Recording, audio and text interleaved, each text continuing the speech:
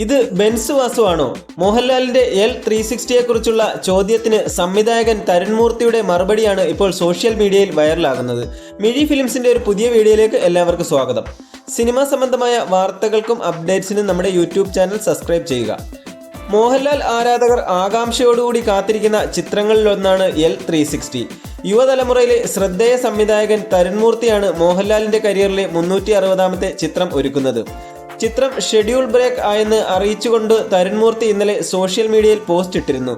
അതിന് താഴെയുള്ള ആരാധകരുടെ കമന്റുകളും അതിനോടുള്ള സംവിധായകന്റെ പ്രതികരണവും ശ്രദ്ധ നേടുകയാണ് ഇപ്പോൾ.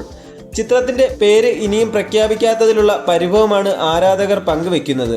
അത്തരത്തിലുള്ള ഒരു കമന്റിന് തരുൺ മൂർത്തിയുടെ മറുപടി ഇങ്ങനെ: എല്ലാം ഉണ്ട്, ടൈറ്റിലും ഉണ്ട്, ഇറക്കിവിടാൻ സമയമായില്ല എന്നാണ് ഞങ്ങൾക്കിപ്പോൾ തോന്നുന്നത്. സിനിമയുടെ ചിത്രീകരണം ആദ്യം പൂർത്തിയാക്കണം, അതിനുശേഷം ക്വാളിറ്റിയുള്ള കണ്ടന്റ് നിങ്ങളിൽ എത്തിക്കണം.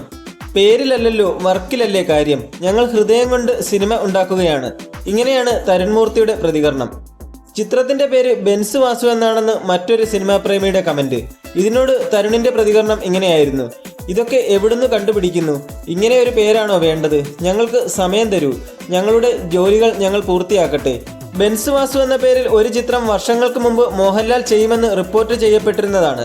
L360യുടെ രചയിതാവ് KR സുനിലിന്റെ തന്നെ തിരക്കഥയിൽ G പ്രജിത്ത് ആയിരുന്നു ചിത്രം ഒരുക്കേണ്ടിയിരുന്നത്. തരുൺ മൂർത്തിയുടെ പുതിയ ചിത്രത്തിനും KR സുനിൽ തിരക്കഥ ഒരുക്കുന്നതിനാലാണ് ആരാധകർക്കിടയിൽ ഇത് ഒരേ ചിത്രമാണോ എന്ന സംശയം ഉയർന്നത്. എന്നാൽ ഇത് ബെൻസ് വാസു അല്ലെന്ന് തരുൺ നേരത്തെ വ്യക്തമാക്കിയിരുന്നതാണ്. എന്തായാലും ലാലേട്ടനും തരുൺ മൂർത്തിയും ചേരുന്ന ഈ ഒരു ചിത്രം ഒരു മികച്ച ചിത്രം തന്നെ ആകുമെന്ന് നമുക്ക് പ്രതീക്ഷിക്കാം. അപ്പോൾ ഇന്നത്തെ വീഡിയോ ഇത്രയേ ഉള്ളൂ. നിങ്ങൾ ഒരു മോഹൻലാൽ ആരാധകനാണെങ്കിൽ ഈ വീഡിയോ ഒന്ന് ലൈക്ക് ചെയ്ത് എന്നെ ഒന്ന് സപ്പോർട്ട് ചെയ്ത് തരുമെന്ന് പ്രതീക്ഷിക്കുന്നു. കൂടാതെ നിങ്ങൾ ചാനൽ ഇതുവരെ സബ്സ്ക്രൈബ് ചെയ്തിട്ടില്ലെങ്കിൽ ചാനൽ ഒന്ന് സബ്സ്ക്രൈബ് കൂടി ചെയ്യുക.